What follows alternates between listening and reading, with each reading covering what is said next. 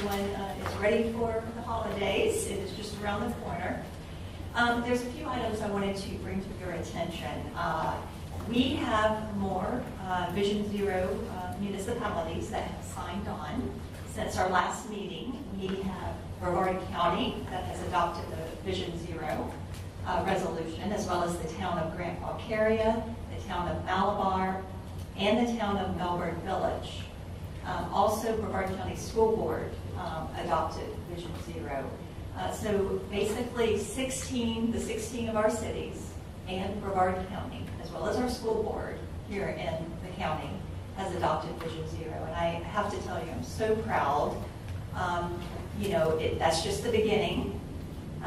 We have a lot of work to do, but it just really shows that we recognize the importance of safety, and that we as a community, as a county, we're speaking with one voice and we're all pulling in the same direction. So I think that's something to be proud of.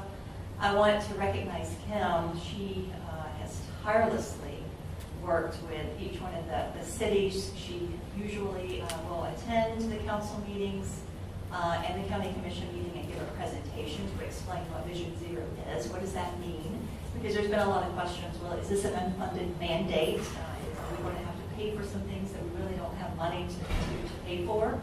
So she has worked very hard in making this happen. So a lot of this I give credit to Kim as well on behalf of the TPO. Also, I wanted to remind everyone, our next meeting is February the 6th, and as part of the regular committee meeting, we're going to have member orientation. If you remember earlier this year, we had an individual member orientation, and quite frankly, I don't feel like that we had a lot of participation, especially with our board members.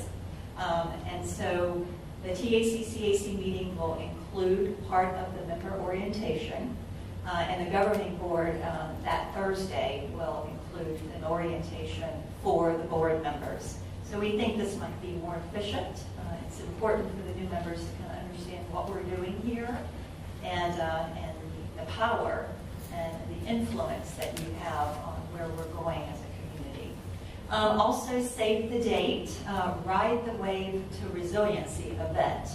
As you know, we adopted our Transportation Resiliency Master Plan. That was at our last meeting. And on March the 1st, we are going to have a big event. We're going to have some key speakers, including FDOT Secretary John Tyler is going to be one of the keynote speakers. And so this is an effort for us to get everyone together so that we can all be, again, pulling in the same direction, understanding what resiliency is, what we can all do, each one of the cities, the county, and FDOT. How can we bring that resiliency, that Transportation Resiliency Master Plan to life? And so we encourage everyone to attend this event. Also, speaking of our Resiliency Master Plan, the MPOAC met in October, and our Transportation Resiliency Master Plan was selected as a best planning practice for the state. So the 27 MPOs get together, and they selected this as a best practice, and they select planning best practices every quarter. So kudos to all the work that Sarah did and working with all of our cities and FDOT, as well as Hiddleston, our consultant, that was in charge of developing the plan as well. So we were very proud of that and excited. And at the January 31st MPOAC meeting, I think in Broward County, Sarah will be presenting it to the MPOAC as the winner. So very proud of her and our team, all of the efforts. I also want to remind, in the consent agenda, on page 25 and 26, there is the meeting dates. And also I want to mention that on page 25 for the governing board meeting calendar, and the same would apply for the committees, there are topics of discussion. And I just wanted to bring that to your attention when we do adopt the consent agenda, because we wanted to kind of have themes for each month. For instance, the first one, February, the February meetings would be Transportation 101, as I mentioned. It would be about orientation. But we also need to adopt a performance measures and targets for the state and for the TPO. So we will have housekeeping items at each one of these, but each one of the meetings is going to be a theme. And so just that is for your information so you can be aware of what's coming up.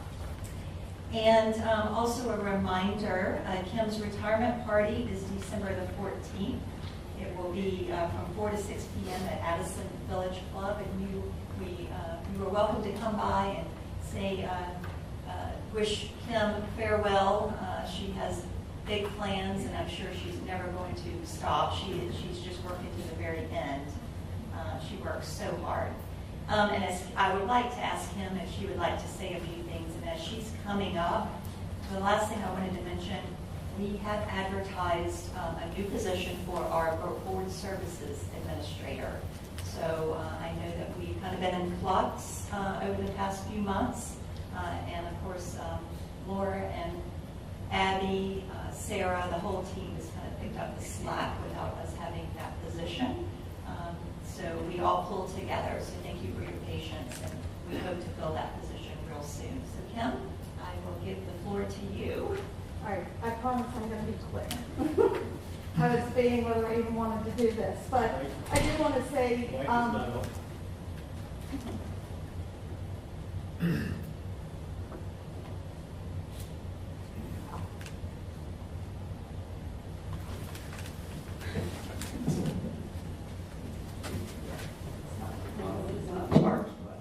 I do just want to say thank you. I've had an incredible time. You know, they say if you love what you do, you never work a day. Well, my body feels like I've worked, but my mind doesn't. I've had a great time.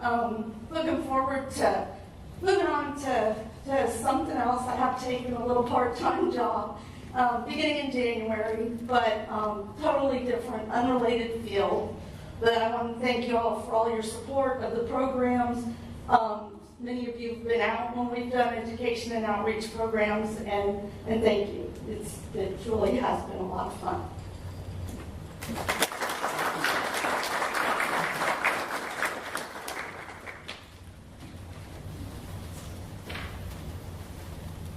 And that's it, Mr. Chair.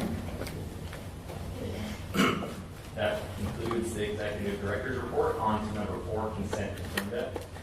The entire consent agenda will be passed in one motion and read aloud for the record. Item A is approval of the TAC-CAC meeting minutes for October 10, 2022. B, approval of the 2023 meeting calendars that Georgiana just referenced. Item C, approval of work order 23-05H, Bicycle, Pedestrian, and Trails Advisory Committee Strategic Analysis, as well as item D, approval of resolution 23-12, FY 23 through 27, Transportation Improvement Program Amendment. Do I have a motion from the PAC? Frank, and seconded by Christine. Over to CAC. Thank you. We do not have a quorum at present, so we cannot vote on this. Okay. All right. Back to the TAC. All in favor, say aye. Aye. All opposed? Motion carries for TAC. On to item 5, actions. 5A, approval of annual election of officers on page 38. Do we have someone that's presenting on this item or anything? No, Okay, thank you. Plan, yeah. All right, do I have a motion? Steve, I'd like to nominate Cliff Graham for chair, CAC. Second. All right, we have a motion to nominate Cliff Graham by Devin, seconded by Frank. And I would like to say that we've talked with Cliff, and he's going to accept that position again. So, Yes, I spoke to him this morning. okay. You're not trying to do that while he's not here. That's how it works. All right, so do I go on to the vice chair? Yes. Okay, thank you. Well, excuse me. What you should do is you should have a nomination. Then you can close nominations. You do not need a second for a nomination. And then you have a motion and a second, and you can elect by acclamation if there's nobody else running. Okay. So the TAC needs to vote by acclamation, or make a motion and a second for Cliff. Excuse me. All right, I make a motion. All right, a motion from Devin, I think it was seconded by Frank. Second. Right? Yep. And then we go straight to vote from here, right? Yes. All in favor? Aye. All opposed? Any opposed? All right, that motion carries. Congratulations, Cliff. All right, next we move on to vice chair. I'm more than willing to continue serving that position, but also welcome anyone else who wishes to be nominated. I nominate Steve. All right, we have a nomination for Steve Zabo by Frank, Second. seconded by, who was that? Courtney, thank you. All right, any other nominations? If not, motion is for me to continue this position. All in favor, say aye. Aye. Any opposed? All right. Over, now CAC cannot vote. Right, yeah, again, we don't have a quorum, so we can't proceed with knowledge. Okay, we will then move on to 5B, approval of resolution 2310, the 2022 public participation plan. Thank you, Patty. Good morning. Today we will be talking about the 2022 draft public participation plan. And for those who have never heard of this document before, we update it every 3 years. So I'm just going to do a brief overview, and hopefully you had a chance to review it. There was a link in your package. It's also online. And we are hoping for adoption from the board this coming Thursday. So what is the public participation plan? This is a document that we are mandated to create as a core work product, and it's created really to outline our guidelines used by the TPO during the course of public participation activities. It describes who we are, what transportation planners do, and how to participate in the process. As you can see here, it really describes our involvement and engagement tools, and it really makes sure that there's public access for everyone, and it notes our public comment periods, most importantly for some of our larger plans and projects, and it also offers opportunities for public participation, lets them know when our meetings are, where they're held, and so it's really a very comprehensive document, but we really try to boil it down for the public. And so the schedule, this is updated again, like I said, every 3 years. There's a 45-day public comment period, so this has been online, and we've had physical copies in our office since October 24th. Again, we're hoping for adoption from our governing board this Thursday on the 8th. And we include all public comments in our appendix every time this comes up for adoption. And then we also do public notices on our social media channels and newsletters. We had a press release. And so we will continue to push it out this week to make sure people have an opportunity to leave a comment. And so I want to talk a little bit about why do we need this document. Really engaging our citizens in transportation planning allows for greater consideration of local and regional concerns, and it gives the public a sense of ownership of the developed solutions on projects. Meaningful and effective participation is essential to the successful implementation of a public plan, project, program. Many of you know this in your own communities as well. And it's really necessary to ensure that the needs of our local citizenry are adequately addressed. So here's just a few updates. So we did a massive rehaul in 2019 to our plan, but documents and technology changes so fast that we felt like this one even needed a major facelift. So some of the things that we did differently this go around was make it even more visually appealing, a little bit more digestible for readers. We use a lot of imagery and icons and try to use out some call-out boxes. Did a lot of links to some of our larger documents, so you don't see an unfriendly long link that someone has to click. So we really tried to make it user-friendly. And then some of the new things that we included this year were some of our state and federal certification information in there.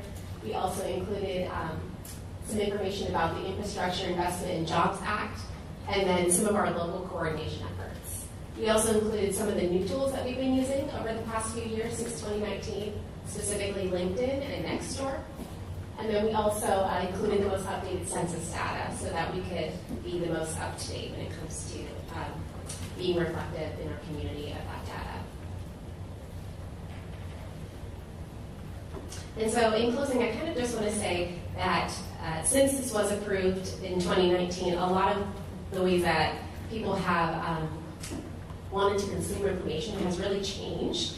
And so, we made sure that we revised this document and made it sure that there was simplicity in it and that people really understood ways that they can connect with the TPO and learn more about our processes, make sure we take the jargon out of there and really make sure that they understand who we are, what we do, and why it's so important to get involved.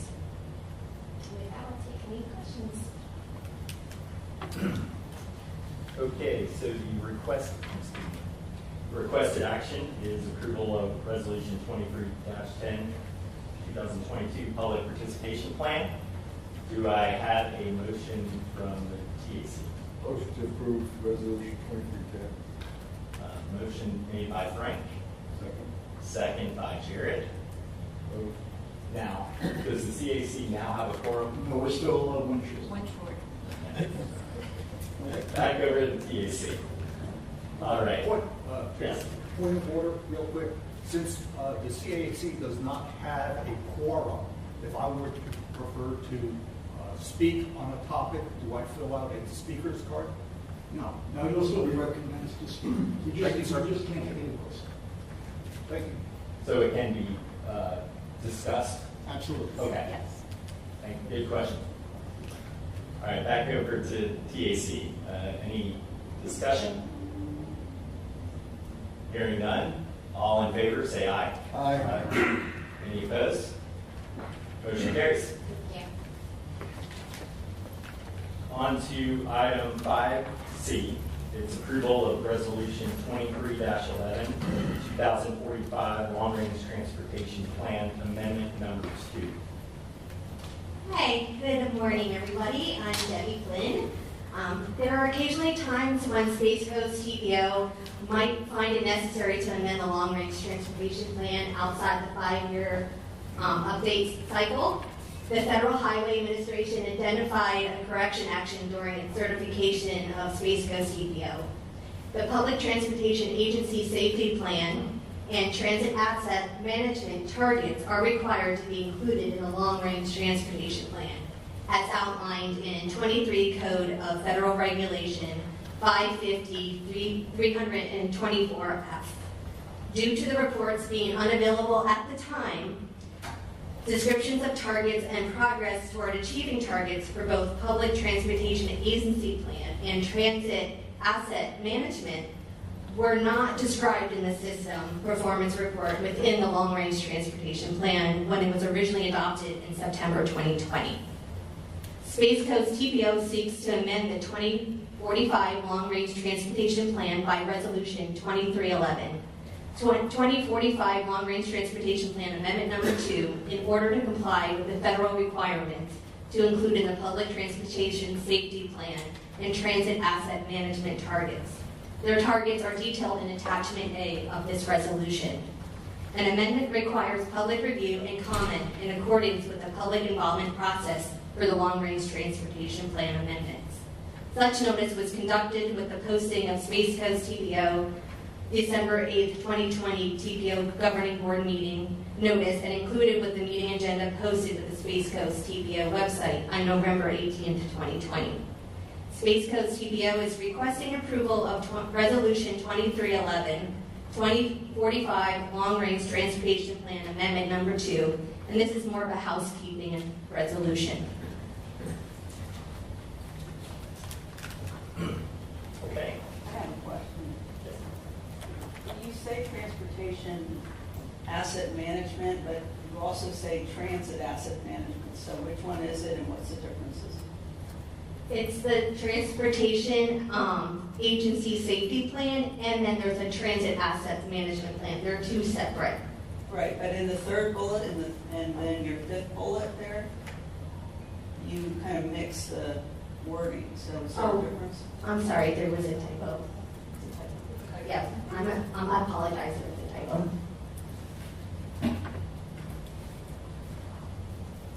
Okay, do I have a motion from the TAC? So moved. Devin? Do I have a second? Second. Seconded by Frank. Over to CAC for discussion. Is there any discussion? All right, back over to the TAC. All in favor? Say aye. Aye. Any opposed? Motion carries. All right, at this point, we're moving into section 6, presentations. Item A is the Florida Department of Transportation and Florida Turnpike Enterprise tentative 5-year work program.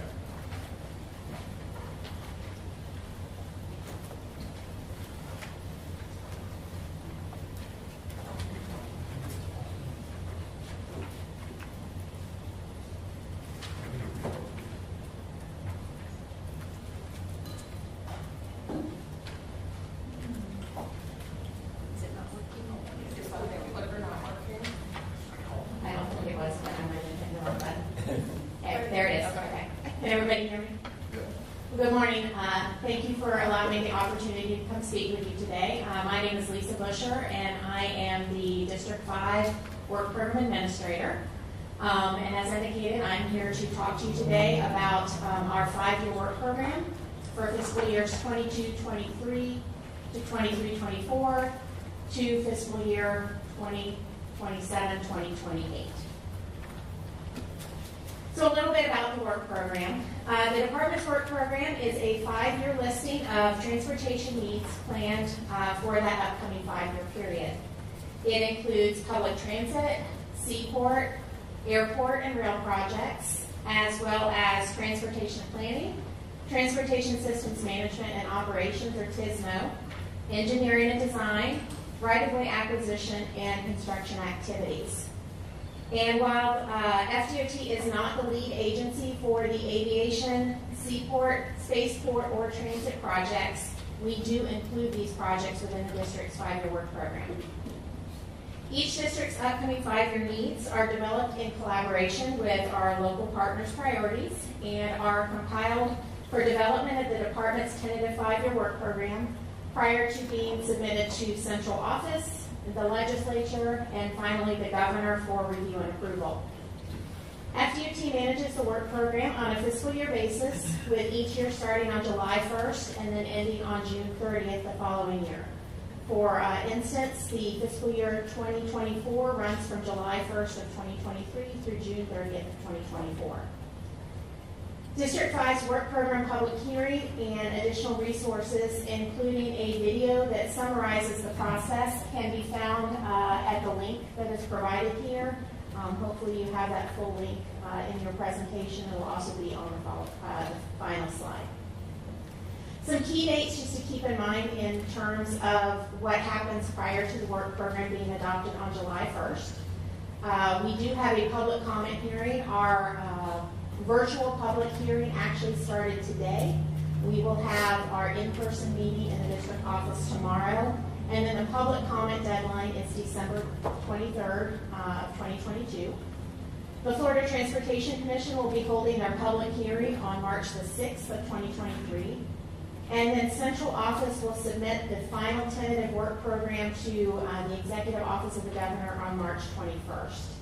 And the Florida State Legislative Session this year is going to be running from March 7th and end on May 5th of 2023. So 2022 was definitely a year of vulnerability. We saw increased project costs to the tune of 24% or more due to inflationary impacts, including but not limited to labor and material shortages and premium pricing for certain materials such as electrical and steel. And looking into that in a little bit more detail, asphalt binder, we saw over a 21% increase from the first quarter of 2022 to the second quarter of 2022. Steel, structural steel, overhead sign structures, and mast arms are also seeing rapid increases. The average structural steel for the fourth quarter in 2021 was just shy of $3 a pound, and it reached over $24 a pound by the end of the second quarter of 2022. That's almost a 157% increase. Overhead sign structures increased about 82%.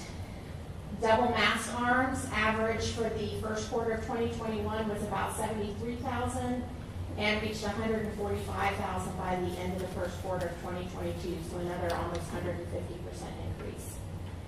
And then concrete and structural concrete rose from about $950 a cubic yard in the first quarter of 2022 to over $1,400 a cubic yard at the end of the second quarter, so almost a 40% increase. In addition, supply of electrical components used in signalization and ITS projects increased an average of 33% due to manufacturing and supply chain issues between the first and fourth quarters of 2021, and we continue to see that increase at a little bit slower rate. We've also seen limited competition. We've had single bids that have come in at significantly higher costs, which have led to bid rejections. Contractors have been selected on which projects they're going to pursue because they're facing unstable estimates and cost commitments for material and work. And we also experienced higher than usual unknown factors applied to bids. We have dynamic cost estimation and predictions for ongoing and future projects in the pipeline. We're looking at short-term trend considerations and long-term adjustments. And this is something that's been key over the last year. We're assessing upcoming projects and forecasting variability of project costs, using conservative oversight of contingency to accommodate potential increases and/or anticipated bid results. Right-of-way has been no exception to this. We've seen land prices in our region go up about 15%, and this increase is compounded with material and labor shortages, which is also resulting in higher right-of-way severance, damage, and appraisal costs. So what do we look at when we're building the tentative work program? First of all, we look at state investment priorities, which include all safety programs.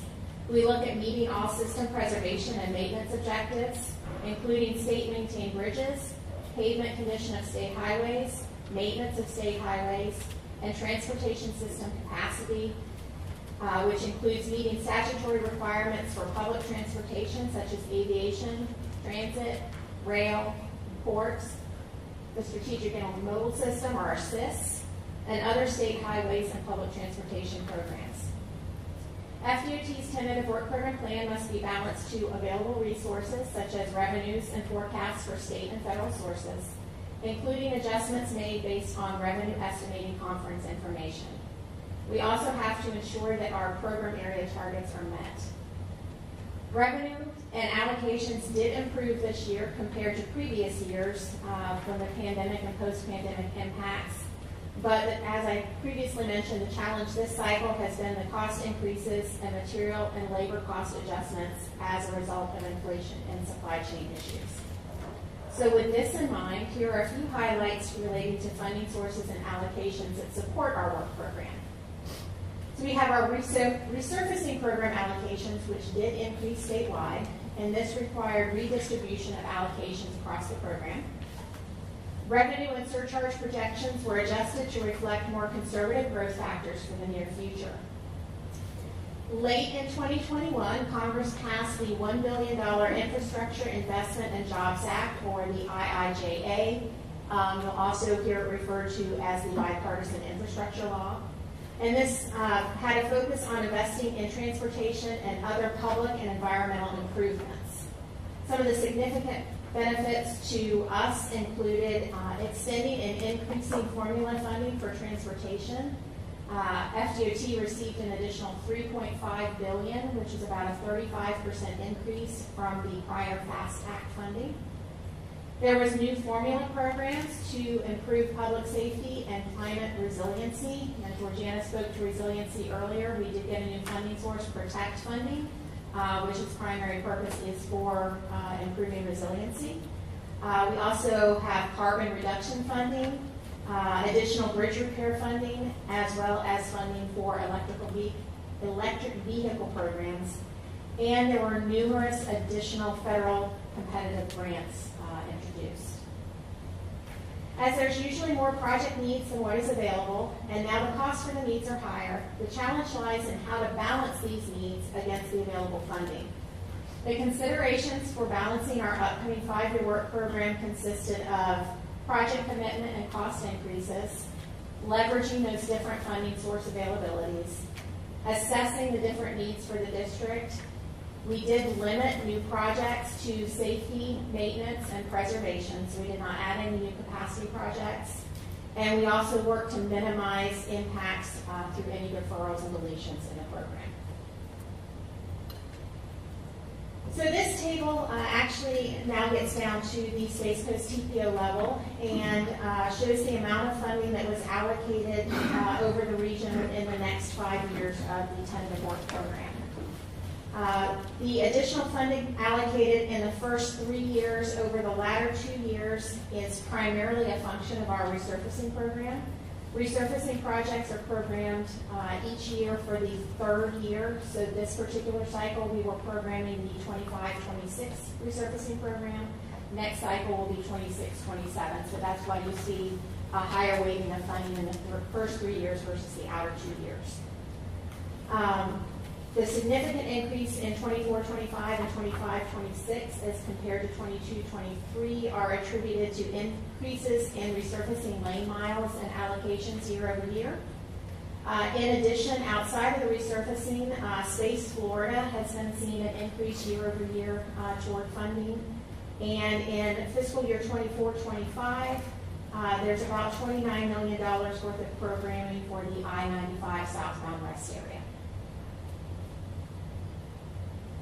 So this particular slide is a breakdown of that same funding shown on the prior slide by key project types, including safety and miscellaneous construction, capacity, preservation projects, which included resurfacing and bridge rehab.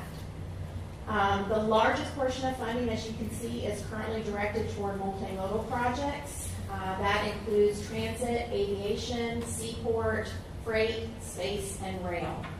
And just looking at a couple of the projects that are part of that funding, there is about $372 million that is going to the space program for processing and range facility improvements, launch complex improvements, and passenger cargo, as well as horizontal launch and landing facilities.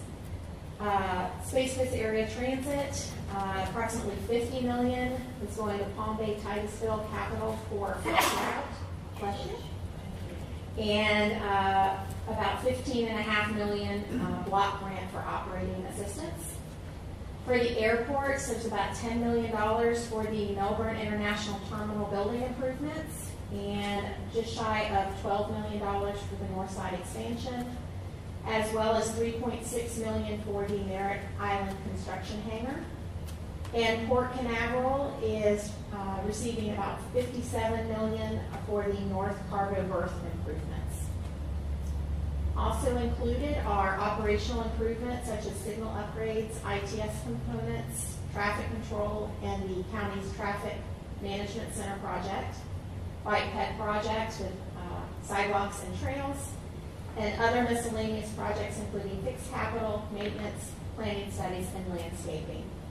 And as noted, there are 13 of the Space Coast TPO priority projects included in this for almost $91 million. So now we're going to take a look at a few of the key projects within the region.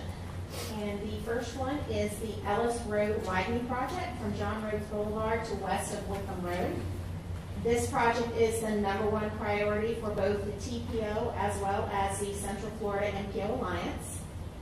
Right-of-way acquisition, which is being managed by the department, is just beginning, and there's currently funding of $14 million for right-of-way activities in fiscal years 23-24 and 24-25. And there is ongoing coordination for the construction of the project occurring between the department and the county, and current funding for construction at $30.7 million is currently in fiscal year 25-26. For resurfacing, there are two I-95 resurfacing projects that account for about 1/3 of the preservation funding that was shown on that prior slide. The first project is funded for construction in fiscal year 24-25 is from Malabar Road or State Road 514 to Fisk Boulevard or State Road 519 at $86.6 million. And the second project, which is funded for design in fiscal year 23-24 and construction in fiscal year 25-26, is from the Indian River County line to Babcock Street, and the current funding for that project is $45.8 million. Couple other key projects. There are two traffic operation improvements occurring on Fisk Boulevard. The first project at Gorywall Boulevard has design funding of $1.3 million that was added this cycle. And the second project, Levitt Parkway, Lakemore Boulevard, is funded for design in fiscal year 23-24 and construction in fiscal year 24-25 at roughly $1.7 million. And then last but certainly not least, we have a pedestrian safety improvement project on State Road A1A and rehab of the Barge Canal Bridge. The State Road A1A pedestrian safety improvement project is located between Hidden Cove and Sea Dune Drive. There's currently $1 million funded for design in fiscal year 23-24 and construction in fiscal year 24-25. And the Barge Canal Bridge rehab, also funded for design in fiscal year 23-24, with construction in fiscal year 24-25, is currently funded at about $6 million. With that, I thank you again for providing me the opportunity to speak with you today, and I will open it up for any questions you may have. So under the miscellaneous category, can you give other examples of what you guys include in there?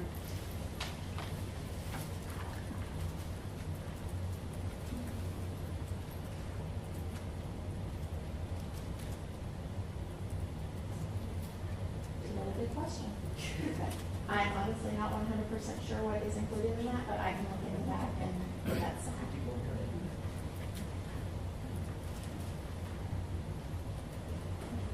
I have a question for Frank from the City of Palm Bay. We've had a lot of complaints on the interchange at Malabar, I-95. Again, Frank Watanabe from the City of Palm Bay. We've had a lot of complaints and concerns regarding the interchange, the off-ramp at I-95 at Malabar. It's really the southbound ramps. Just want to make sure you guys are aware of it. It's been brought to our attention. It's an FDOT corridor, and it's a safety issue. I've been out there and it backs up sometimes almost all the way to Palm Bay. I will make note of that and take it back and make sure that that is something that's on the radar. Thank you, Lisa. No problem. Lisa, if I may pipe in real quick. DOT is updating, or they are developing an I-95 strategic plan. And so, you know, Frank in the City of Palm Bay and the mayor has been very concerned about safety issues at that particular interchange. So I know that it's going to be part of what they're going to be looking at. But certainly, just wanted to let you know that is probably one that bubbles up at the very top. So thank you. Where do I get a copy of this presentation?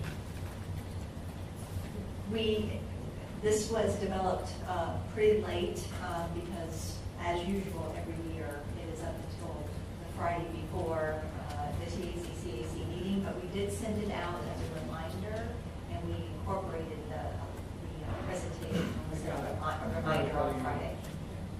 Just confirming, I got it by email. Yeah, so, sorry, Mr. Buskus. It went out late on Friday. That's when basically we were putting together our presentations for today.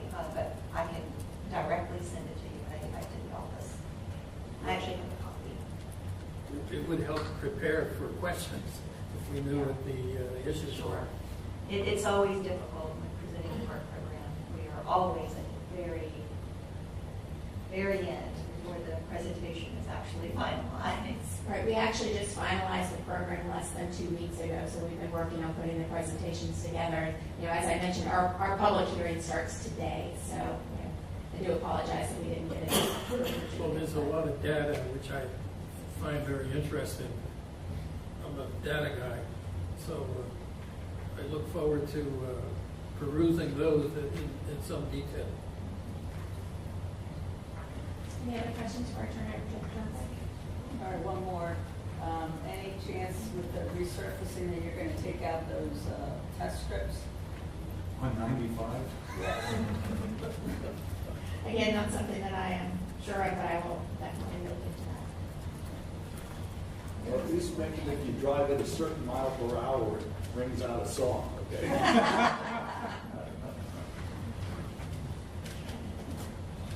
Lisa, thank you for the presentation. Is State Road 5.8 resurfacing included in this project? Again, I'm not sure on the specifics on that, but we can look into that. It is in the work program. Yeah.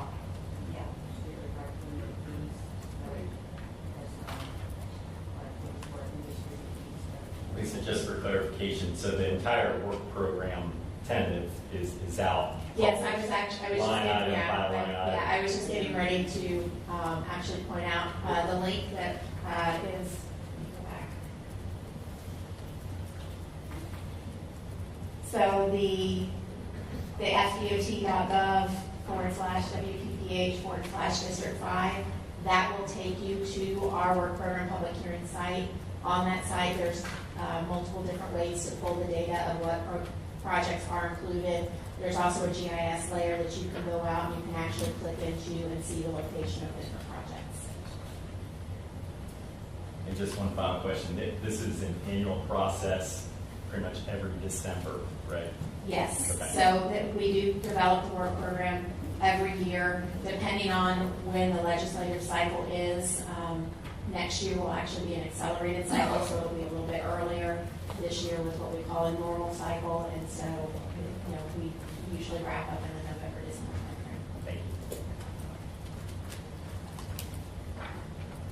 you. Yeah, Lisa, just a very basic question. Let me pull you up out of the weeds. Yeah. I like the weeds, but with the infrastructure bill and the stimulus money that it pumped in, that's a very short-term item, correct?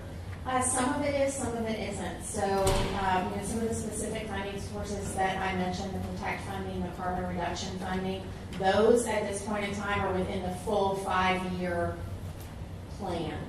Full bill. It's still a 5-year plan. Yes. And so, my thinking is you're handed $3.5 billion. While we had increases of 20-something% in costs and property costs, that should have pulled a couple of things that were what I would call below the line, above the line. Is that a safe assumption? It really depends, because some of those funding sources are very specific on what they can be utilized for. And so if what those were, what those increases weren't somehow tied to what those funding sources could be used for, then, it may or may not pull that up. All right, thank you very much. Chair Sabo, before we move on with more questions, if you could please try to either use the microphone, or Debbie's running around with a microphone. A lot of you, when you are speaking, we can't either hear and also it's not being picked up by the recording. So if you could please make the best effort to either reach for a microphone or wave Debbie down. Sorry to interrupt.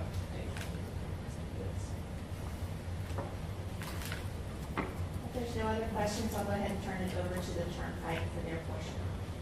Thank you, Ken.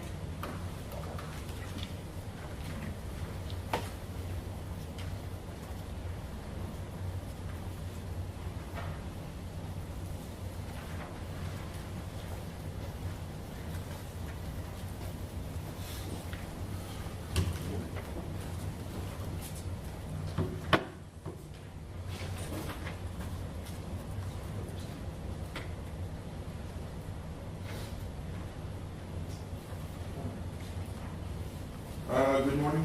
My name is Siasi Khan, and I'm with the Florida Turnpike Enterprise. Today, I will be presenting our tentative work program to you folks. And before we start, I have a singular project. It's kind of the same as last year, the same project that I presented last year. It's kind of like the project update. So in Orange and Brevard County, does this project stretch from Orange to Brevard County on State Road 528. The Turnpike is proposing to fund $27 million in major projects. So there's this blue document, and of course we got it to TPO staff late last week. It's our bad. This blue document. This is the first page. Well, so it's this blue document, there should be some copies outside. So what I'm presenting on today is a project that is in this work program, and this is a Turnpike document. In here on page 8 is the singular project. But before I speak about that project, I want to tell you a little bit about the Turnpike. So, Florida's Turnpike system consists of limited access facilities and provides Florida's residents and visitors with a safe, efficient, and affordable means of travel. Turnpike facilities are located in 6 FDOT districts in 19 counties. The Turnpike, even though the parts of the Turnpike mainline have been around since 1957, the Florida's Turnpike enterprise is fairly new. You consider 20 years old new. Started around 2002. We've been around for 20 years.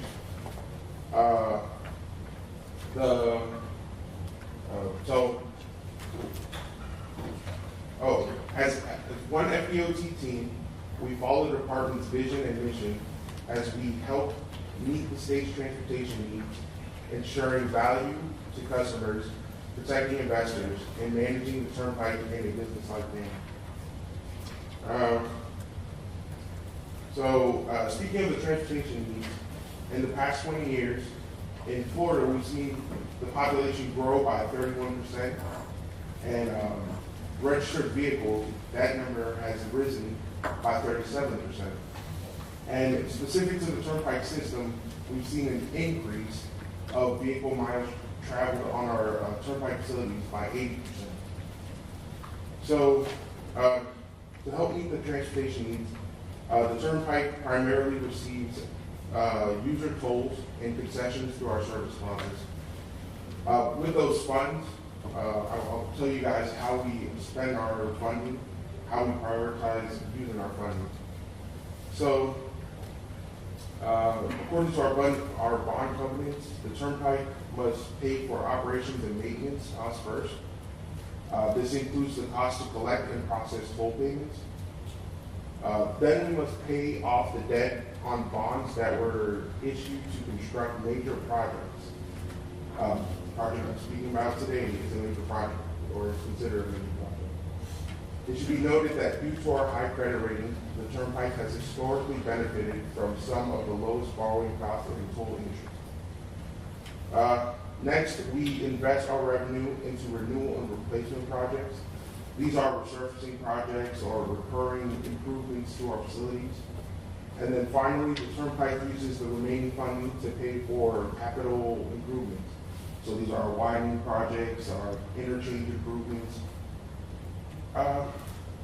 But speaking about priority, the Turnpike has various ways of determining how projects get funded depending on the project type.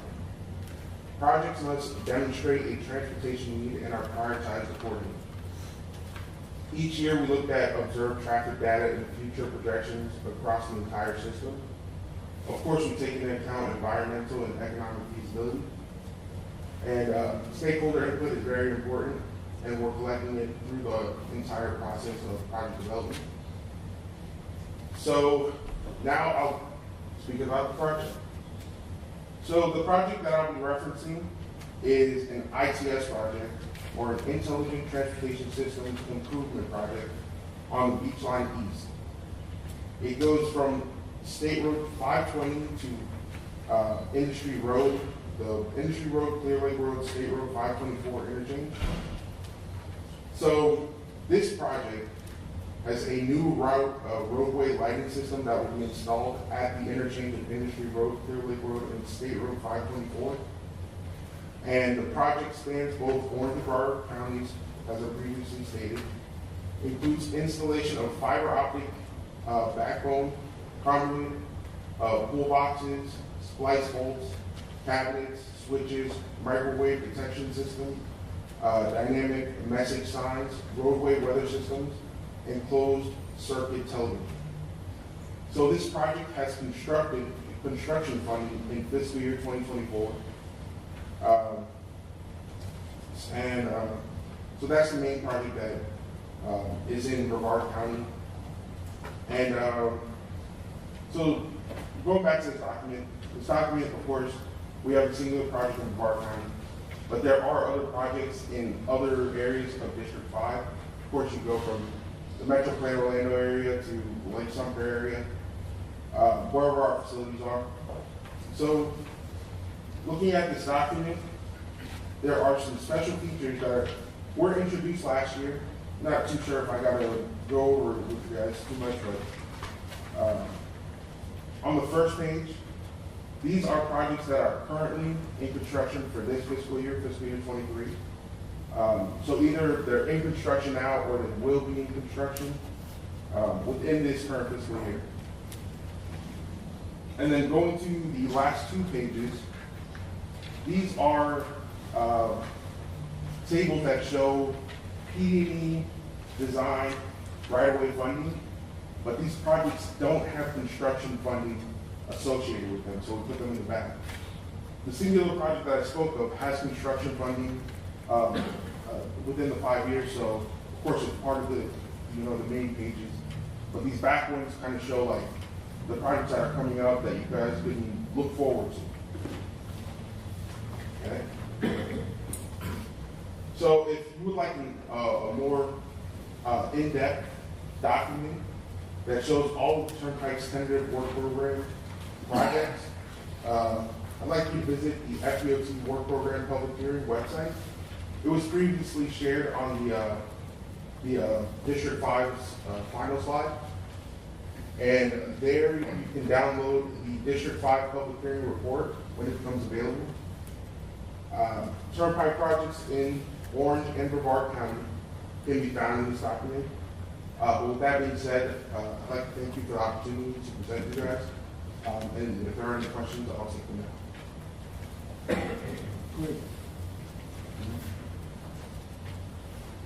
Yes, thank you, and thank you for highlighting the project in Brevard. Maybe I can, I've got a few questions, maybe I can just bend your ear right after the meeting, but I have two big ones. The first one is the ITS project construction for 2024. Does that mean at the completion of construction it will be operational? It means that the project will be let, construction will be let in the fiscal year 2024. So that's like the end of fiscal year 2020. It's like the end of calendar year 2023, the beginning of calendar year 2024. And so do we have an idea of when that project will complete? I do not, but I crystal ball right now. I know when it will be let is it's planned to be let in April of I believe 2024. So that's as much as I know.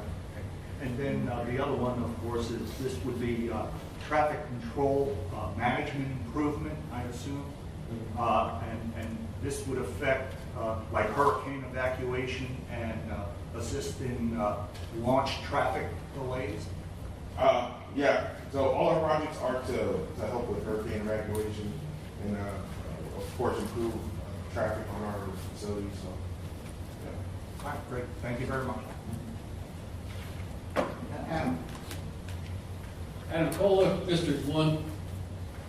When you say it's supposed to be let in 24, since I'm new to this, I've only been here a couple of years, does that mean that if there's not adequate funding because of inflation, the project is delayed, or do they go ahead and start the work and do as much as they can with the funding that's available at the time? So I'll say with the first 3 years, which this falls in fiscal year 2024, which is the first year of our tentative work program, it's almost for sure, and especially with this construction funding, that this project is going to be constructed. So it's almost for sure that this project is going to happen. Thank you.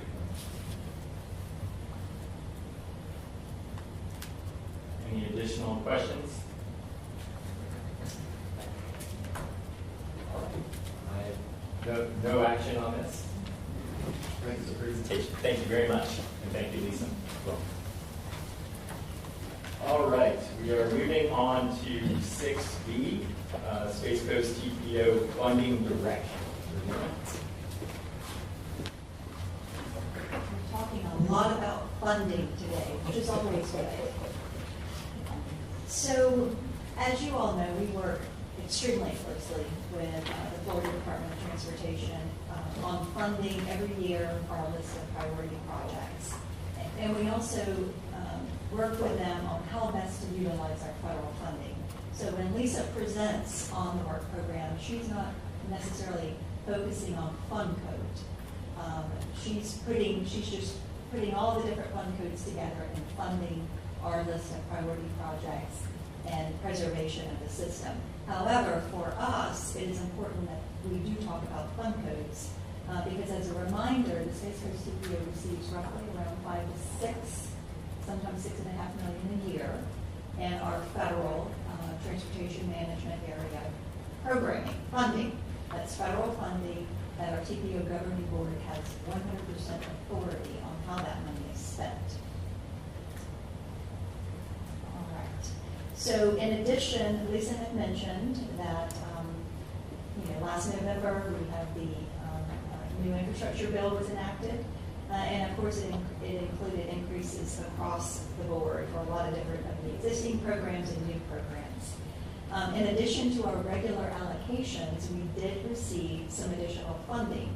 And as you can see here, there are 2 new fund codes, which Lisa mentioned, and that's CARU and CARL. And this is the carbon reduction formula funding. And this funding is to support the carbon reduction program. The state must also develop a carbon reduction strategy. And there's $320 million that will be coming to Florida over the next 5 years. And the purpose of the funding is to reduce transportation emissions from on-road highway sources. So we will receive roughly $1 million per year for the urbanized area, and then $120,000 per year for the smaller area, the Titusville area. But it's really our planning area that's defined by the U.S. Census. It does not mean that we have to use it in Titusville, but this is our funding that we receive for our planning area. We also received $600,000 more per year for TALU, which is transportation alternatives. So we're talking more bicycle, pedestrian type improvements. And we received $1.2 million per year in our SU, our TMA programming. So yes, we did receive more money, and that's great news. Of course, as we were working with DOT, we had to use a lot of our funding to keep projects in the work program due to these cost increases. So that is the challenge there. So when we meet at the beginning of the year with our transportation subcommittee, I think it would be important that we talk about how do we want to utilize this carbon reduction funding. There's a lot of different eligible activities. It could be ITS related, public transportation projects, including bus shelters. It could be used on developing trails, sidewalks. And so this is, it could be used on existing projects that we already have in the work program, or it could be used on something new like EVs, charging stations. So I think the first 2 years, fiscal year 24 and 25, the department wanted us to go ahead and program the funding on existing projects because we did not have time to vet any new projects. But for the out years, I think we need to have a discussion on what is our funding strategy for that money. Do we continue to use it on existing projects, which would certainly be eligible in certain cases? We would have to justify it, that it is in fact reducing carbon reduction, or do we want to focus on something new? So it's a conversation that we'll be having at the beginning of the year, I think, with our transportation subcommittee, and you'll be hearing more about that as well. So Lisa mentioned Ellis Road widening. The great news is that there is additional construction funding in fiscal year 26 for Ellis. We are going to continue to go after our infrastructure grant because the $30 million is not enough. The last estimate I saw was $48 million, and I think that is going to be tweaked even more, and that may go up. So we need more money. One of the things that the TPO, we used some of our funding in 23, 24, and 25 is right-of-way increases. Our board told us a long time ago, you finish what you started. So we have, this is our number one priority, it's off the state highway system, and it's going to be very hard to go after an infrastructure grant if right-of-way is not fully funded. So this was very important. These figures may have changed some. There's been fund swaps, and it's a very dynamic work program, but we did use some of our federal funding to take care of some of the right-of-way increases. The other big priority was Malabar Road. It's within the city of Pompey, with St. John's Heritage Parkway to Benton. The PDME is really being finalized, and we need design funded. This is a major widening project. There's a lot of congestion issues. There's a lot of safety issues on this corridor. And so we were able to get design funded in current year, fiscal year 23. The city of Pompey really stepped up, and they put $7 million on the table, and then the TPO was able to make that whole to fund the design phase. It's a very expensive design. And so this is a very important project, and so I think this was a good use of the funding. A few other ones we wanted to mention. Clear Lake Road, the widening from Industry to Michigan. If you remember in July, the committees voted to have Clear Lake Road moved up the priority list. And that was important because of the potential of the Bright Line station going in at the Oco curve.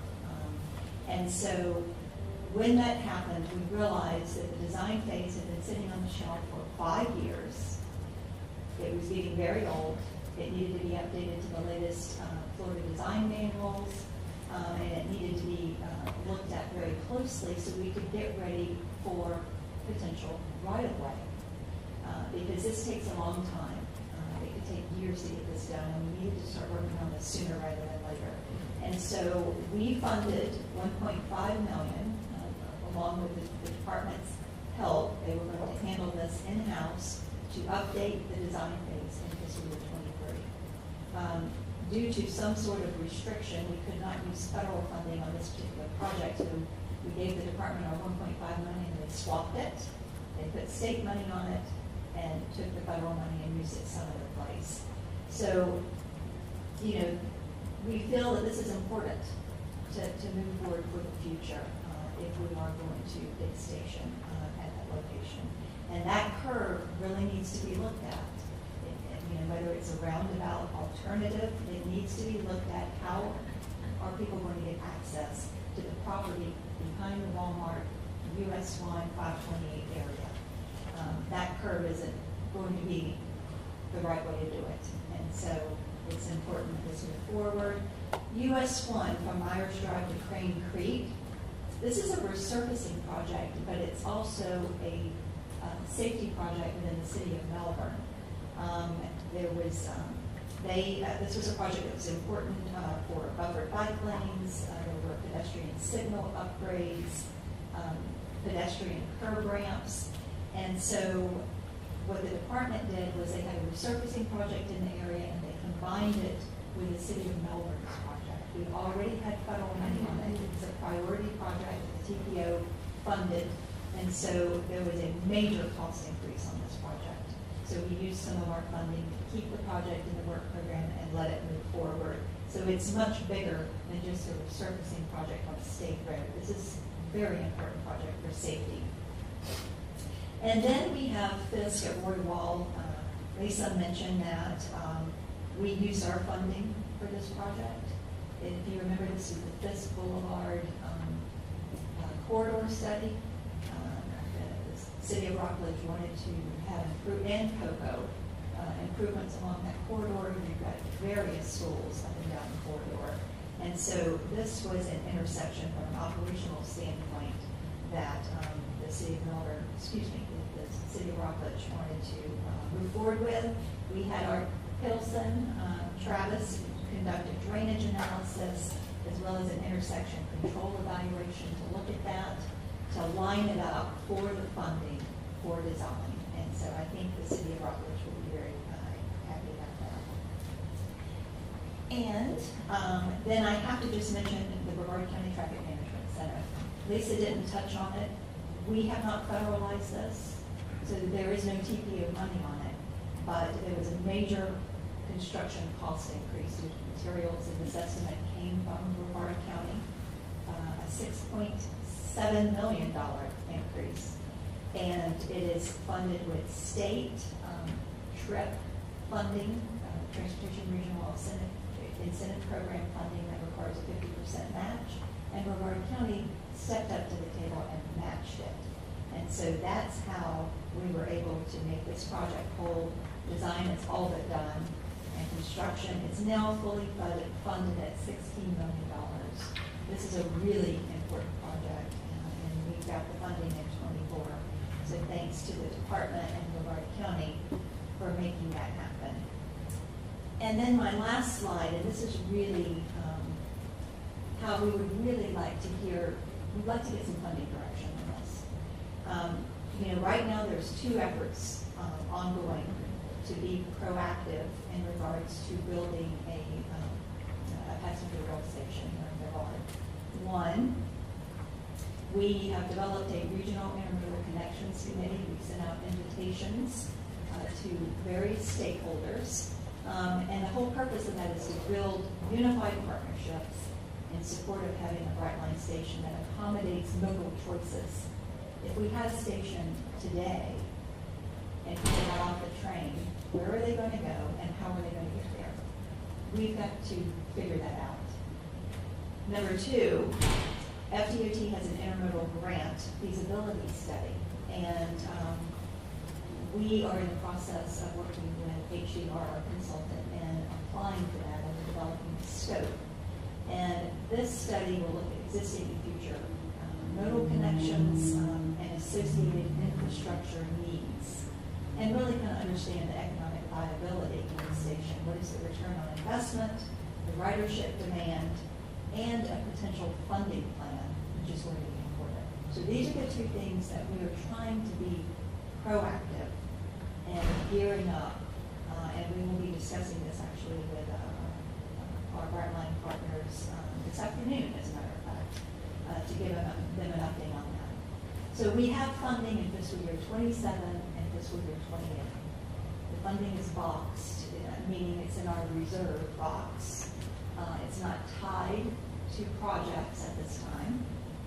And we also have additional TALU, carbon reduction, and we have funding in, some funding in 25 and 26 as well, but not this much money in a box. So we wanted to see if as far as planning for the future and having discussions with Brightline, and as we move forward through the feasibility study, we could work with DOT to program funding for an intermodal station hub. Now, there's been no commitment from Brightline on the station. We all know that. But I think having this funding tied to this description could potentially help us in conversations, especially when we get our regional intermodal systems, regional intermodal connections committee together, and we start talking about what are the other stakeholders, what are the other funding partners. I think it shows that we're serious and that we're putting something on the table. Now, whether we'll be ready in 27, I don't know. The funding can clearly come out of the box, it can be used for other things, but it's just something that I wanted to kind of broach the subject with you all, as well as the governing board, as we start planning to move forward in that effort. So be happy to, and I also want to mention this is consistent with our governing board's strategic plan. You know, one of our strategic plan emphasis areas is linking transportation with land use, and we want to plan a network that provides transportation choices, and it certainly would do that. And I would venture to say some of our carbon reduction funding could potentially be used on this as well. I think it would be very much an eligible activity. So what we are really, want to get your discussion, your feedback about what we're asking for is support for that proposed funding direction for fiscal year 27 and 28 funding. And also we'd like to amend our list of priority projects to include the intermodal feasibility station study, which is not on our priority list. We realized as we are developing the scope that this is something we want to have planning consistency across the board as we move forward. So, Mr. Chair. And, go ahead, Adam. Adam Kohler, District 1. So, let me understand this. Funding may become available in 27 and 28. So we're talking about putting in this intermodal facility after Brightline tentatively says okay. So this funding is available. We have this funding in the DOT work program right now. In fact, we actually have more than this. But the question is 27, 28, is that too late? Well, that's where we have the money. We don't have this kind of money in 25 or 26. All of our funding in 26 is on Ellis. And so, you know, the department wants us to program funding in the first 2 to 3 years, so we don't have a lot of money in the first 2 to 3 years of the work program. No, but my point, not to beat you up, don't misunderstand me. Once you've got it in place for 27, 28, there's nothing that says it can't be moved up if the priorities shift over the next year or two. Well, we can't use the funding prior to 27 or 28. You have to spend the money or obligate the money in the year it's programmed. So I realize that's kind of out there. You're thinking, my goodness, we want to get a station before then. I don't know that that would happen. But this is just really future planning. We have a lot to work through, to move through, to understand if this is going to be feasible. But it is taking some funding in the out year and just saying, look, we believe in this and we're setting aside this money for now. My point, I just wanted to make sure that, you know, I understand it a little bit better than some, only because I've worked with this stuff in the past. But I just wanted to clarify a little bit because I thought it might be a little muddy to some of us. Okay, thank you very much, but I've got a couple of other points. You talked about US 1 Myers Drive. Is there any federal funding available there because it's a federal highway? You talked about local money, but... You're talking about in Palm Shores area? US 1 Myers Drive. Okay, yes, sorry. Yes, so there is federal money on, that is what we have programmed, 1.9 million of our federal money on the project for the city of Melbourne. Thank you. And then the Traffic Management Center, do we have a tentative location yet? Yes, that is going to be at the Pineda Causeway there by US 1, where, what is the name of the school? Holy Trinity School, where there's already, for Burke County already owns the property, there's already a location set aside for it, and they have traffic operations is actually already in some of the buildings there, new buildings. But this would be a much larger traffic management center, which would be the brains of the operation for the Intelligent Transportation Network. And the TPO is also going to be, or we will be housed in that location with traffic engineering as well. Okay.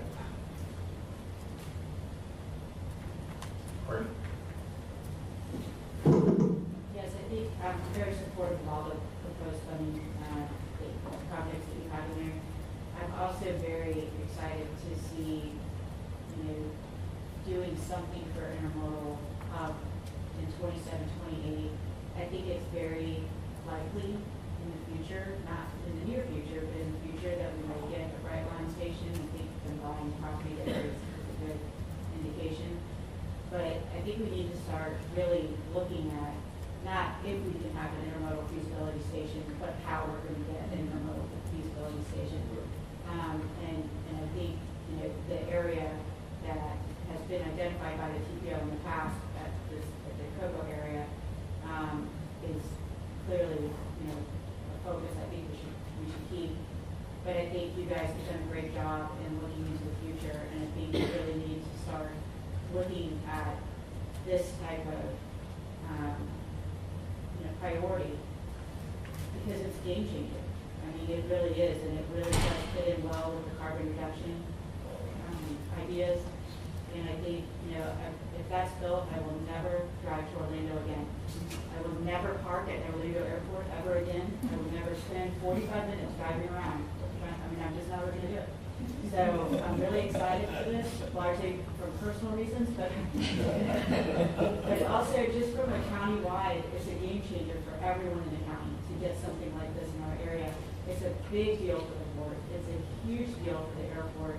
And I think we really do need to focus on looking in the future. And I think you guys have done a great job in coming up with some idea of how we can move forward on that. I'm very supportive of that.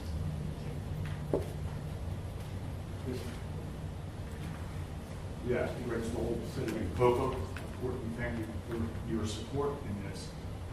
Just as an aside, a couple of weeks ago, I was down in Boca Raton, and our group was doing a setup, and we went out to go do a little bit of rail fanning, and we visited the Boca station that's under construction right now. The interesting thing is, instead of it straddling both tracks, like West Palm, Fort Lauderdale, and Hialeah, it's only straddling no tracks. It's on the side. It's designed to be added onto later to go to a full station. That, and of course, they're also in the middle of constructing Aventura. So build it, and it will come.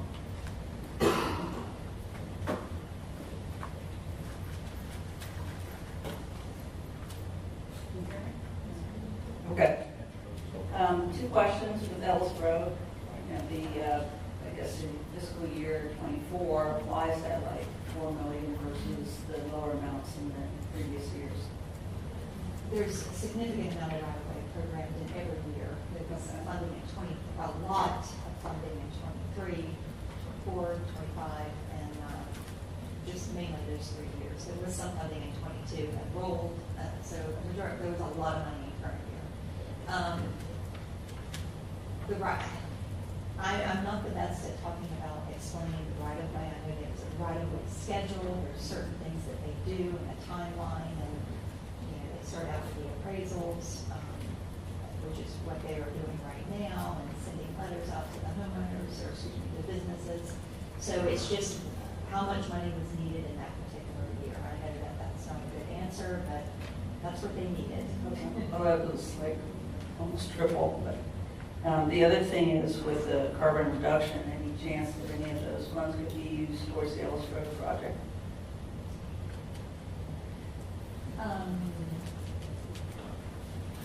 It's possible.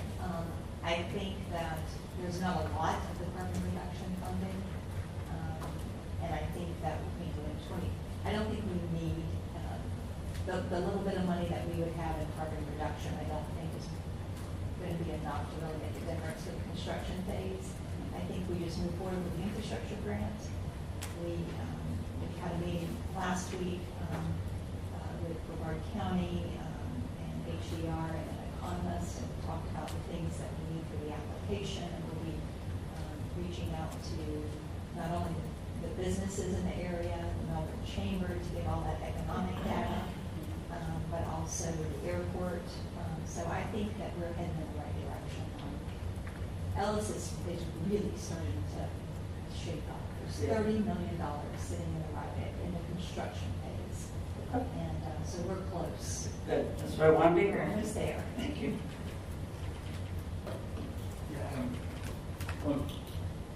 Adam Cole at District 1. One follow-up question on funding. Have we started to receive benefits from the 2020 census as far as our population increase? Not yet. That's supposed to come out this month. I heard, yes, we just got an email that the census data should be available at the end of the month. So will that impact previous years, or will that only be effective going forward? My understanding it will be effective potentially going forward. So it'll be interesting to see what that data looks like. Thank you. Okay, no further questions. Thank you, Regina. A lot involved with funding, and thank you for all that you guys do. All right, we are done with presentations and moving, 6C. Got ahead of myself. No, leave me. The 2021 State of the System Report. Sorry about that. No problem. Hello, everyone. My name is Andrew Garrison, and I'll be presenting the results of the 2021 State of the System. So, real quick, I'll discuss what the SOS is. We'll look at some of the countywide trends we reviewed for this year's report, and then we'll also focus in on safety and congestion as well. So, the SOS is an annual performance measure evaluation for our county's transportation network. We try to look at a lot of different modes that happen in our county. So we look at the roadways and highways. We can't hear you. Is this not on? It's on. Perfect. Sorry about that. Okay. Pull it up a little bit. Yeah. There you go. Is that better? Yeah, perfect. All right. Okay, yeah, so we're looking at roadways and highways, we're looking at transit, we're looking at various seaports, airports, and spaceports. And then we're also monitoring various factors related to transportation, so we're looking at demographics, safety, congestion, tourism, and other things like that. And then why do we conduct the SOS? So we're conducting this to provide technical guidance to the TPO. This helps provide different performance measures that they use to make decisions. It's also a key component of the required congestion management system that the TPO does. And then finally, it helps identify where federal and state dollars should be spent to help enhance the transportation network. So as we talk about countywide trends, a big thing that really impacted last year's report, the 2020 report, was COVID, obviously. This year, the big question we were really curious about was how things would recover in 2021. So that was one of the big focuses. So the first thing you'll see is that traffic volumes and freight volumes went up in 2021, which makes sense. You'll have more people on the road as schools are open, businesses are open, that sort of thing. You also saw hotel occupancy go up. That makes sense as well as tourism returns to Brevard County. One thing that did keep going down was transit ridership, but there are some factors behind COVID affecting that. As we look at our airport and other various ports, you'll see for Melbourne Orlando International Airport, passengers went up by about 60%, so it's great to see that recovery there at the airport. For space launches, that held about even, which makes sense because that was not quite as affected by COVID as some of our other transportation factors. Then at Port Canaveral, we did see port cargo go up by about 9%, which is good to see that recovery. Our cruise passengers stayed, actually continued to go down. Part of that we think is, or a large part of that is actually because we get this data at the fiscal year. So we only have that data through June of 2021. So any recovery that may have occurred after that isn't covered in the data we get in this cycle. So hopefully next year when we look at the next year after that, we'll see a recovery going on. So one of the big things that we look at as part of the SOS is safety. So we collect safety data for the past 5 years, from 2017 to 21, and then we look at that on the SOS roadway network. And so the big thing you'll see is we look at crash frequency, is that crashes went up by about 10%. That tracks fairly similarly with the percent increase we had in traffic volumes. So fortunate to see that it does make sense to have more people on the roadway. You'll also see where some of our top 10 corridors for crash frequency are as well. So we also look at crash severity as well. This helps us just identify where serious and fatal injuries are. We really want to focus on that and keep track of that. You did see a slight decrease in the combined fatal and serious injury crashes in 2021. And then over on the right again, you can see where those high crash severity corridors are. Another thing that we want to keep track of as we're looking at our crash data is vulnerable road users. So this is specifically pedestrians, motorcyclists, and bicyclists. And so similarly to just overall vehicle crashes, you also saw an increase in those vulnerable road user crashes in 2021. Again, tying to just having more people on the road, more interactions, that sort of thing. And then again on the right, you can see where those high crash corridors are for various road user types. And then again, we also want to keep track of the crash severity for those various vulnerable road users. And again, this data is fluctuates a little bit more in part because there's fewer crashes, but overall, but it is unfortunate to see such a large increase in crashes for those vulnerable road users, and we'll certainly be keeping an eye on that trend going forward. And then again, you can see where those high crash severity corridors are as well. Moving on to congestion, we collect, or the TPO collects traffic volumes on many of the roadways around Clark County. We look at that annually. So again, like I mentioned earlier, traffic volumes did go back up in 2021. This table and map shows you where the highest volume intersections and roadways are. So not too many surprises here, I don't think. A lot of high volume roadways and intersections in Melbourne, Palm Bay, and then a couple in Cocoa as well. And then finally, another thing that we keep track of is congestion. So we don't want to just focus on the roadways that have the highest volume. We want to also look at roadways that are congested that maybe aren't as high volume. So we do this by comparing the roadway volume to the capacity of each individual roadway. And then with that ratio, if we're above 0.85, we would consider that a congested corridor. So you can see where those are. And they're a little bit more spread out throughout the county. So it's not just focusing on our high volume roadways, but also other roadways that maybe aren't quite as big, but are still having congestion issues. And yeah, so that is the 2021 State of the System Report. I'd be happy to take any questions at this time. Yes. Not a question, just a comment. Sure. I wanted to commend you for having the recent numbers versus the last 5 years. Thank you. Yeah, perfect.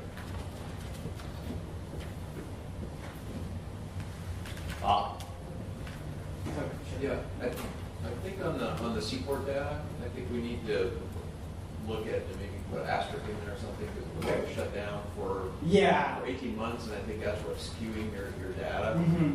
Sure. So if you could get with us, with Ford, make sure that we're giving you the information you need to properly show that. So I think, like I said, if we could put a note in there or something, that's the reason for the data, I think that would be, the data discrepancy would be really important. Okay. Great. I love data. There's a lot of it. What would be interesting, pie in the sky, to be able to overlay or underlay the projects that are currently underway to the graphical data that you displayed, so you can see, visualize how we're actually impacting the projects versus the bad data. Yeah, no, that definitely makes sense. Just a thought. Yeah, in our report, we do have, in the top 25 tables for things like congestion and safety, we do list whether there's a project on or something like that. But yeah, definitely I can see how that would impact. You mentioned on fatalities and serious injuries for 2021 was down. Was that combined? Combined, yeah. Okay. I can go back to that slide if you want to see. I just want to point out, and I know when we talk, some of the data we use for Vision Zero when we present it, it gets confusing But what I want everyone to know about that, combined, they may have gone down. Serious injury crashes went up, but went down, but fatalities went way up, and a lot of folks, actually what we saw was a movement for serious injury crashes just kind of displaced to being fatalities because of the speed. So I just want to make that one point. Combined, I can get on that number, but I know fatality-wise, we were way up for 2020. Yeah, that's a great point. I have a question. Sure. This may require a little research outside of your scope, Okay. I'm sure. But has this list changed a lot over the past few years? Was A1A on this list, or? I think a lot of these roadways stay fairly similar. Yeah. But A1A is not on here anymore? As in the top? The only reason I'm asking is there's been safety improvements and speed reduction along that corridor, and didn't know if that was holding. But that's exactly what I was going to ask. Because I can remember A1A was on here for so long. Just wondering if it was because everybody was worse than us, or we actually made the improvements actually work. Yeah, I think that depending on how we slice the data, so I think the one you're looking at in the brochure is crash severity. I'm not sure if for crash frequency you still see A1A. And it depends also on the mode as well. But I mean, it is great to see that overall. I think mainly the pedestrian, A1A always ranked very high. Pedestrian, serious injuries and fatalities. We changed it to severity. Okay. That's why you're not seeing it. Okay. They're still on there for frequency. All right, thank you. So we can't try something back yet. No, not quite yet. All right, well, thank you for that presentation. Now, we move on to reports. Section 7A, Florida Department of Transportation Board.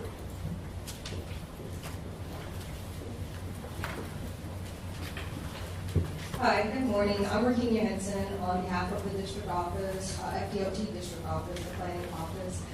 In your packets of information, you have recent information regarding projects in your area, and I do not have any additional information to add to that. But if you're looking for the most updated current information, I would always direct you to our website that lists all of the department's projects. That's CFL Roads, cflroads.com. And that is always the most up-to-date information. Even when we were in the midst of the road recoveries from the storms, we were directing everyone to stay updated, always check CFL Roads, and it remains the same. That's our most up-to-date information. Outside of that, just to follow up on Lisa's information, it is our work program period. I understand that you did not have a chance to review the information ahead of time, but if you review the information online and you want to have comments added to the work program, please fill out a comment card on that district webpage. There is a place for public comments, so you have the opportunity to ask some questions once you have a chance to take a deeper dive into the information that's presented to you. That's all the information I have for you this morning, but I am available if you have questions or comments in regards to any of the projects that are reviewed. Thank you. Thank you. On to B, Bicycle, Pedestrian, and Trails Advisory Committee. Hi, good morning. I'm Sarah Crum, Senior Transportation Planner. The BPAC met on October 24th, and we reviewed the work order that you recommended approval of today, work order 23-05H, which essentially is a strategic assessment of the BPAC in order to help align the purpose and need of the BPAC to fulfill the governing board's needs and strategic plan. We also reviewed the public involvement measures and effectiveness report presentation that you had back in October as well, and the Vision Zero annual report. They will be meeting on December 12th, and we will then next year be moving into that, well, with approval on Thursday, next year we'll be moving into that VPAC strategic assessment as kind of our meeting dates for the next year. So, any questions? Yeah. We have 5 citizens on this board. Is there room for additional people? I believe that we do have 1 open slot right now. The way that the current policies are written is there is a certain percentage of that committee that has to be technical members, and a certain percentage that has to be citizens. So I have to actually go back and review the policies, but I believe we do have 1 empty slot. All right, thank you. Sure. 7C, Transportation Disadvantaged Local Reporting Board. Transit report, right? Okay. Good morning, Kenneth Harley with the Space Coast Area Transit. On November 7th, the Local Coordinating Board had its quarterly meeting. At that meeting, we approved the annual bylaws as well as the grievance procedures. In addition, we also established a grievance subcommittee, although there haven't been any grievance in probably 20 years, but the bylaws require that there be one. Also, the annual operating report was approved, and that's the statistical information about Space Coast area operations during the past fiscal year. In addition, we've had several pop-up events that were held in conjunction with the TPO throughout the month of October during Mobility Week, which were very successful events. And we're still trying to find drivers, or anyone that's looking for a job as a bus operator. We don't want to ask any questions. Thank you very much. Moving on to 7D, Public Engagement Report.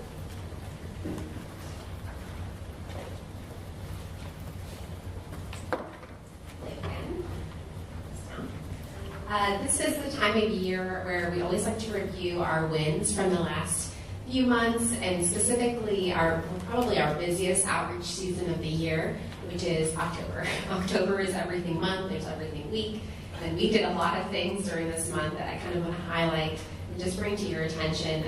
We're a really small but mighty team, and so I just wanted to highlight a few things that we did. So some of these are very specific traffic safety events that we do annually. We try to switch it up and do new things. So the ones I'm going to be highlighting are Walk to School Day, School Bus Safety Week, Halloween, which is very important that we are out in the community talking about safety, and Mobility Week.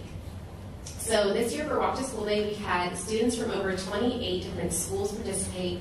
This is actually a huge win. We know that there's lots of schools in Brevard County, but we also know that they have a lot on their plates. So for schools to take the time to celebrate Walk to School Day in whatever manner that they choose to was really exciting. We saw neighbors, parents, teachers, even elected officials, partners coming out and celebrating at events.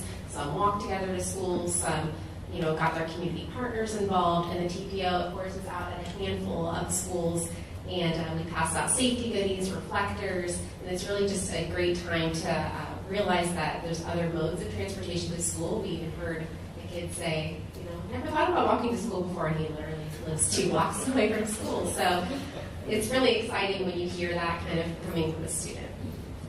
And then the following week, we celebrated School Bus Safety Week. This is something we have started to partner with Brevard Public Schools on, where we go to a school bus stop, or we partner with a local school bus depot, and we go and highlight school bus drivers. We try to pick one specifically, but also kind of spread the love.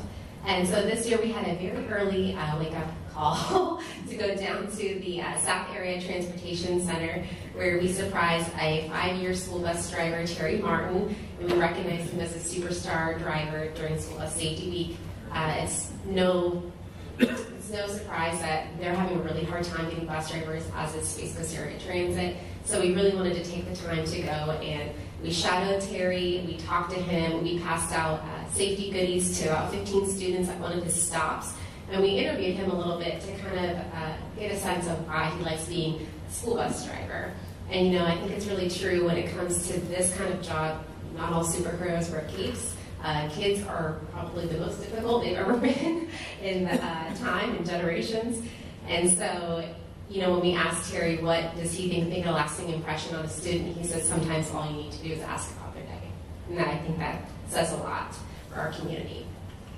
And so speaking of buses, then we also took the opportunity as a staff to recognize Tri-Transit Thursday during Mobility Week. Some of our newer staff members have not taken transit before, so we had them kind of check out that experience, and we hopped aboard a Space Coast Area Transit bus at the Vieira Complex, the government complex. We took it to Cocoa Village, we visited the Cocoa transfer station, and it was really a great way for them to experience how it functions, route planning, which can be very confusing, but we worked it out, and they have some really great tools now for riders to use.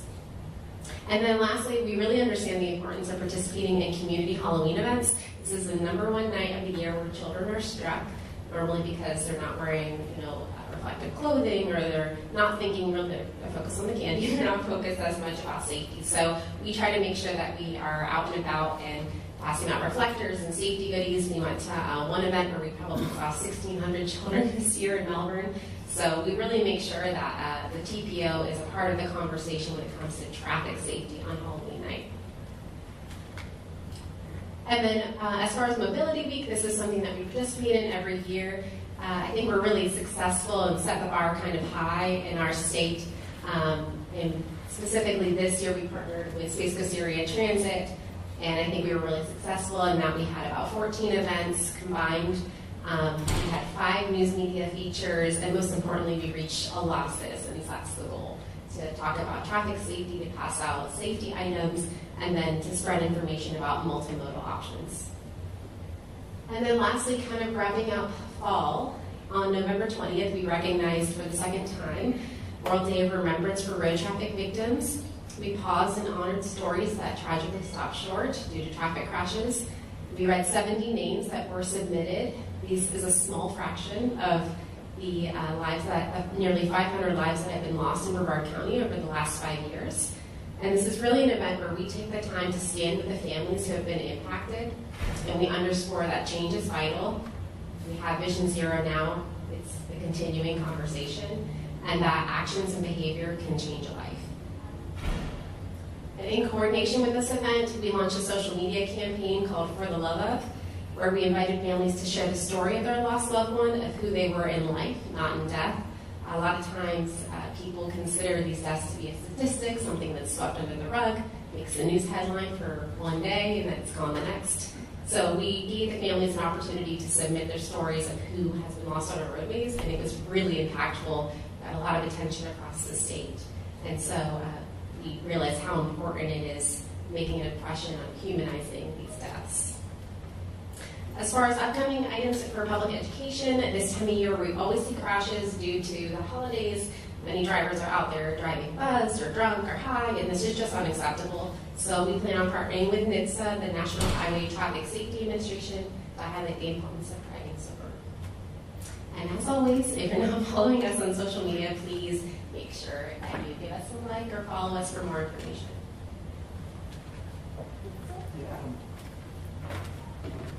Making a habit of this because Pete's not here today. I just wanted to commend you again. Have we taken an opportunity to look how we compare to other TPOs in the state? As far as public involvement or public participation? In your role, do you have a way of comparing and communicating with other folks that sit in the same seat that you sit in across the state of Florida?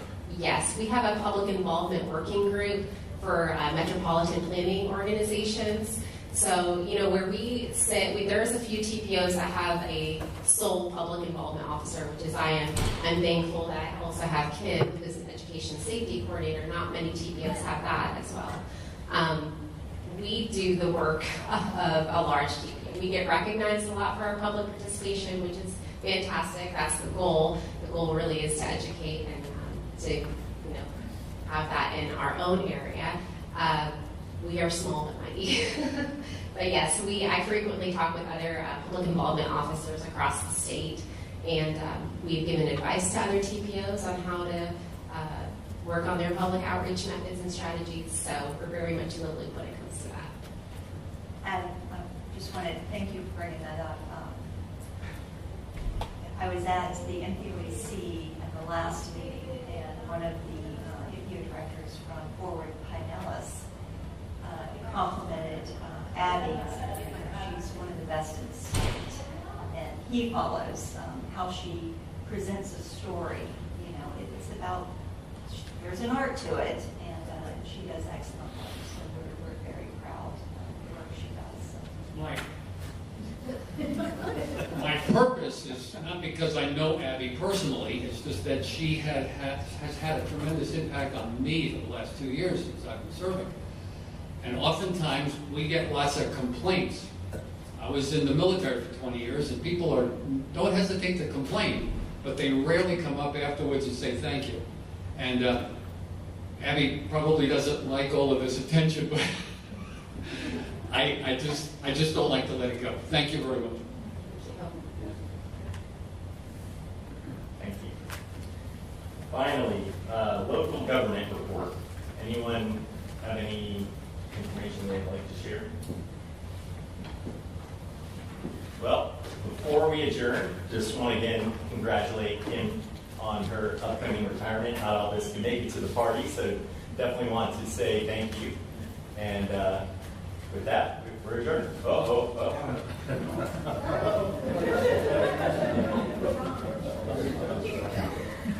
It wasn't appropriate to say something while I was making a compliment. I'm going to make a complaint now. I said something last year in regards to the lack of participation from the CAC.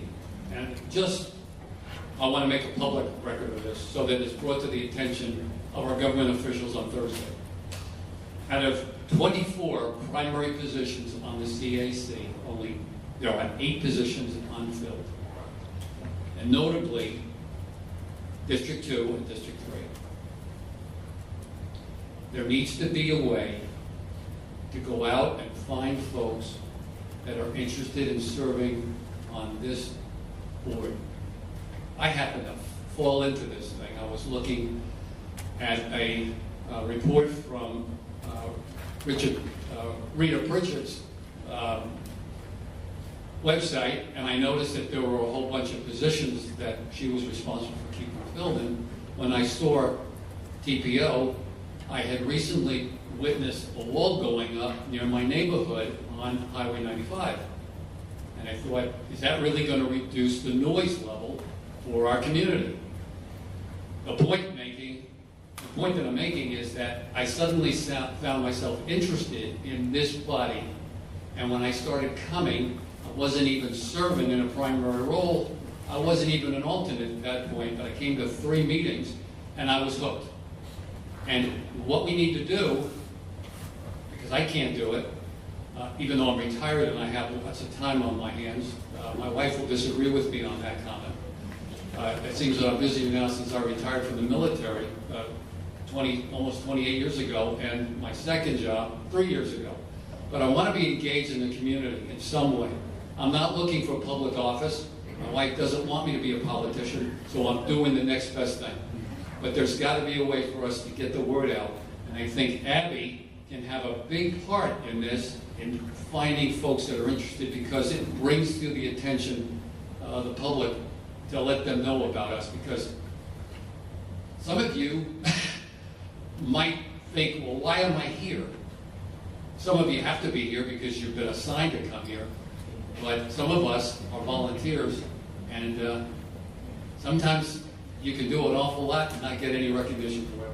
I'm done. Thank you. I just wanted to speak briefly to that. So it has been on our radar for quite a long time it's been on our radar for a long time to do a CAC campaign. Many TPOs and NPOs have done that in years past. It has been on our radar probably now for about 9 months. It's just getting the time to do it, making sure our staff is fully staffed to do something like that, because it is a heavy lift. Working with all the different municipalities to make sure they advertise it properly. So we are working on something like that. It's going to be formulated something that Metro Plan has done, very similar but easy to understand, because we want to make sure the citizens understand the committee what this committee does. It can get very technical sometimes, so we want to make sure that they understand it. But it is on our radar to hopefully complete in the new year. Jim, I was lost for the first 6 months that I was sitting here, and I basically didn't say anything, but now I can't. Now I can't keep my mouth shut. Sorry. Adam, I'm glad you brought that up. That's one of my pet peeves. First of all, as everyone probably realizes, it's difficult getting people to serve on any advisory boards, like volunteer. I've been after City of Palm Bay. We have one vacancy. We have 2 other appointees, one of which has been at one meeting in the last 2 years. The third one's been vacant for a long time. I've been pushing them to fill that vacancy at the risk of ruffling feathers, which I've never wanted to do. District 3 County Commissioner is not a big fan of advisory boards. As a matter of fact, he's on the, of course, the TPO executive board, and he doesn't go to meetings. So, that's, he has appointees, and he just doesn't appoint anybody to it. So, yeah, it's tough. Getting people to serve on any advisory board, but particularly this, like today on the CAC, this is the first time we haven't had a quorum in quite some time. Frankly, it annoys me. So all of you, if you would, talk to people you know, and really encourage them to get involved. There's so many people who serve on boards, and they simply show up and they don't get involved. They don't speak. They don't involve themselves in what's really going on. Don't do the work. So I appreciate people like Adam and Greg and others here. And again, so talk to people and see if you can get them, to apply for serving on this board as well as the other advisory boards. Thank you. Steve, I've got one thing. I like numbers as well. I went through the package and I saw that there was 10 TAC members that made 5 or more meetings. We had 6 meetings before this. There were 7 CAC members that made 5. I think that's good, but also the problems that we're having getting here is the other issue. But I don't want to admit how long I've been on this board, but it's been a long time. And it's been a long time since we've not had a quorum.